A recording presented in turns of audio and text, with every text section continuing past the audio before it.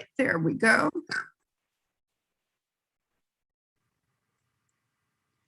All right, today's date is December 6th, 2021. In Gray County, Texas, I call cause number 36011 in the interest of Leah Marie Kane. What says the state? Your Honor, Teresa DePoyster, Assistant Attorney General for the Office of the Attorney General Child Support Division. The state is ready to proceed with an announcement of the parties today. All right, present by audio and video is Gina Guerra. Are you ready, Ms. Guerra? Yes, ma'am. Ms. Guerra? Yes. Judge, her volume is really low. We worked on it in the breakout rooms, and so it's just really low. Okay. All right. Also present is by telephone is Nicholas Day, and he's represented by his attorney, Mr. Warner. Are you ready, Mr. Warner? We are, Your Honor. All right, Ms. DePoyster, would you please announce the for the record, please? Yes, Your Honor. First, I would offer, as states Exhibit 1, a current financial statement. In the previous pleading, Your Honor, it was, or in our pleading before the court, it was attached to the pleading, and I'm provided an updated financial statement to the court electronically and to Mr. Warner electronically as well. All right, I've marked. All right, I've marked it, and it is admitted as states number 1. Thank you, Your Honor. The agreement of the parties today, Your Honor, is for a modification and a reduction to judgment.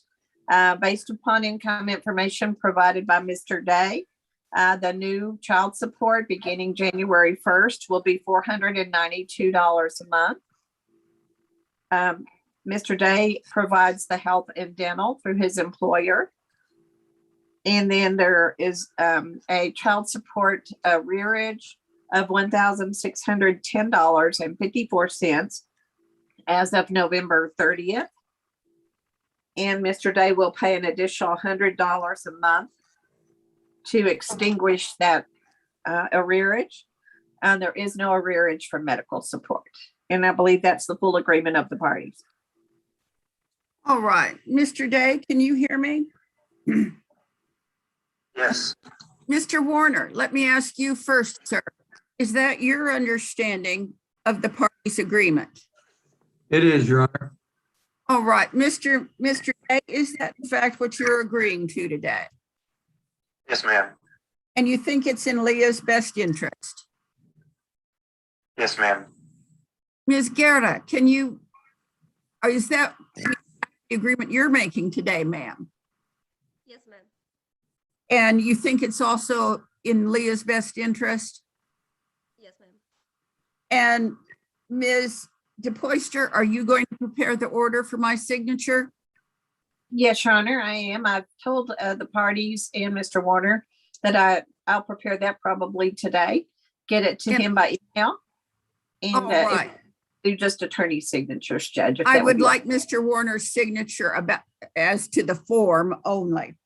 All right, Correct. I'm approving the agreement based on the testimony and evidence before me. I'm going to sign off on that order. And what's the start date, Ms. DePoyster? January 1st, Judge. Okay. It may take a little bit, Mr. Day, to get that started. It takes about 2 weeks for your company to honor that. So you may fall a tiny bit behind. That's probably where your arrearage comes from to begin with, is that there is a slight delay in getting out the withholding order. But that will take care of itself in the long run.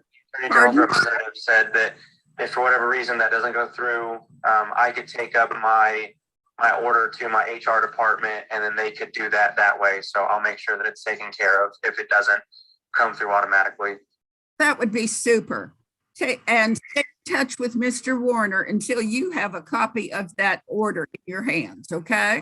Yes, ma'am. Yes, ma'am. All right. It may take about 2 weeks to get the copy to everybody. There is a 3-day time period during which anybody can request a new hearing. If you do that, you get a new hearing in front of Judge Vanderpool and he'd start over.